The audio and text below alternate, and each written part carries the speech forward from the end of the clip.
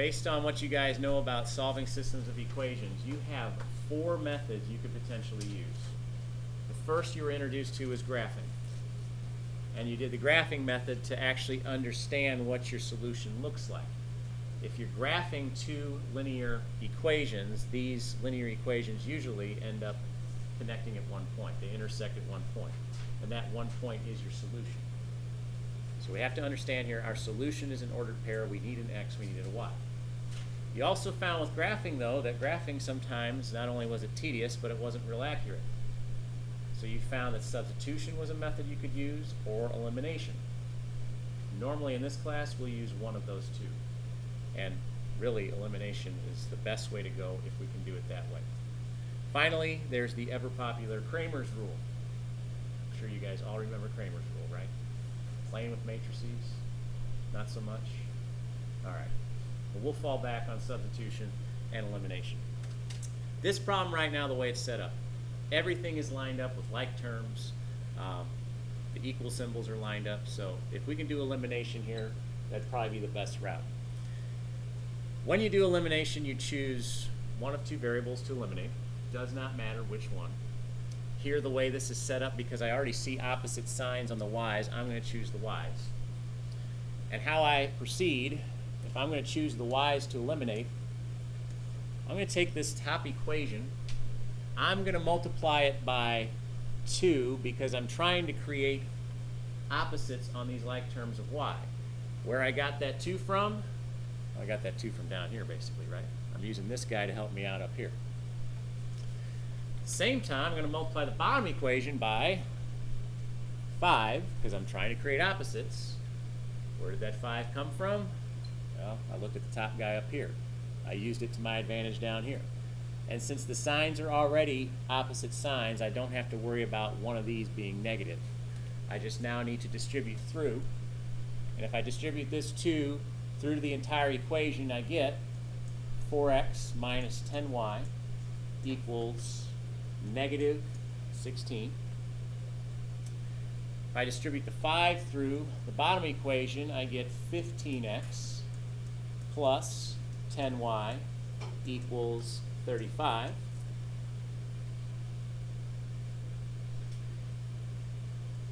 Looking at what I have now, adding through my like terms, you'll see how the y's are going to eliminate themselves. With the x's, you'll have 19 of those left. And over here, we've got negative 16 and 35, also giving us 19.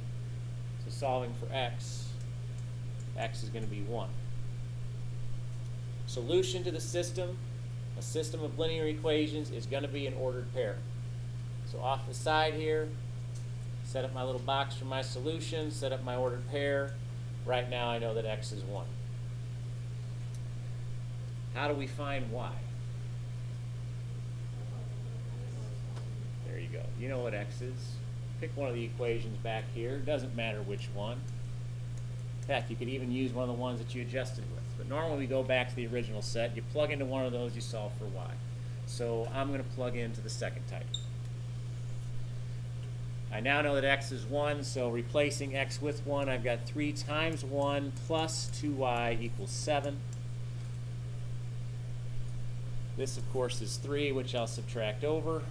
So 2y equals 4, y equals 2. Your solution is the ordered pair 1, 2.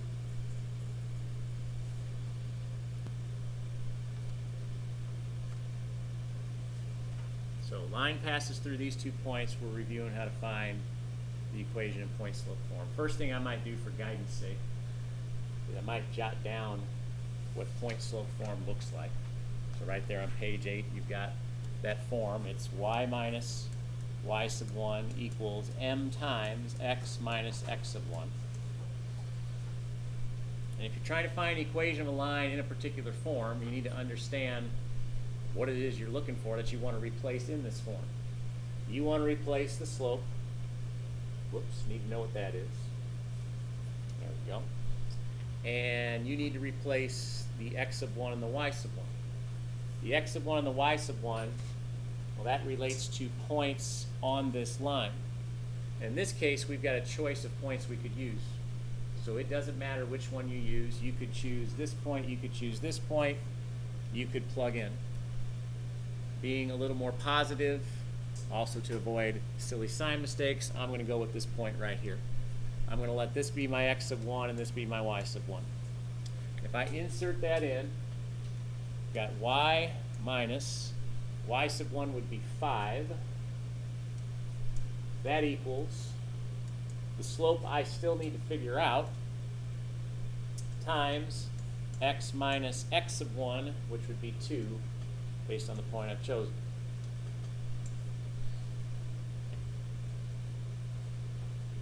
So we got most of our equation now. We just need to figure out the slope, right? To figure out the slope, off the side here,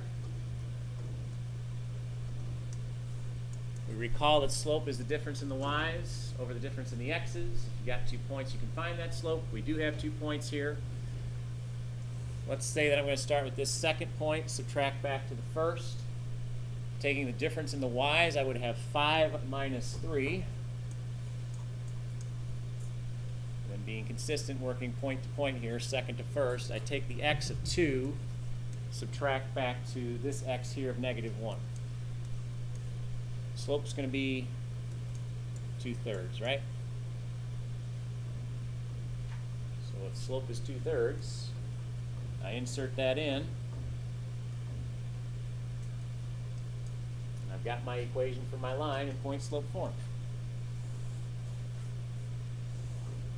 Or understand you could, if it asks for this as well, you could switch this over to slope intercept form, y equals mx plus b. And the way you would do that is you would distribute your 2/3 through, you'd add your 5 over, and you'd solve for y, right?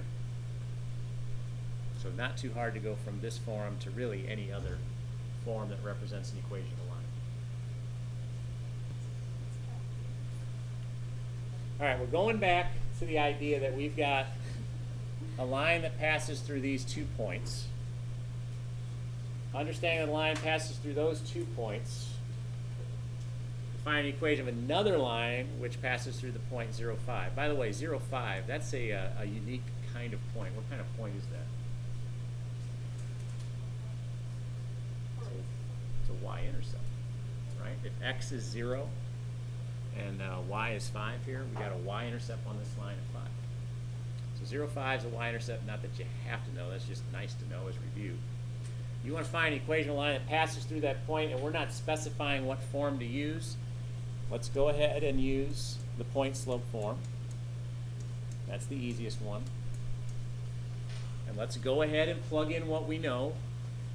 For this one, we know the point's going to be 0, 5. So we've got y minus y sub 1. Y sub 1 at that point is 5.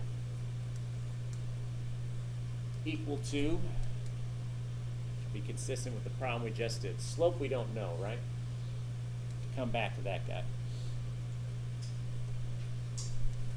We've got x minus x sub 1, x minus x sub 1 here. We got 0 as x sub 1. So you could leave this as just mx over here, but it's not wrong to leave it as m times that quantity x minus 0. We've got to find the slope. So the way we're going to find the slope is we're going to connect to this idea of perpendicular.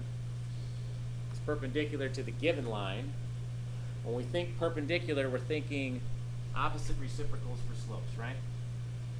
So you need to know the slope of the given line. Once we know the slope of the given line, we flip it, we change the sign, right? So do we know the slope of the given line?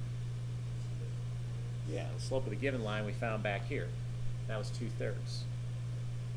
So if you don't know that, you find it. Once you get it, which we already have here, 2/3, you flip it and you change its sign. That's what opposite reciprocal means. So negative 3/2 would be the slope of the line we're trying to find here, meaning we've now got our equation. We are done.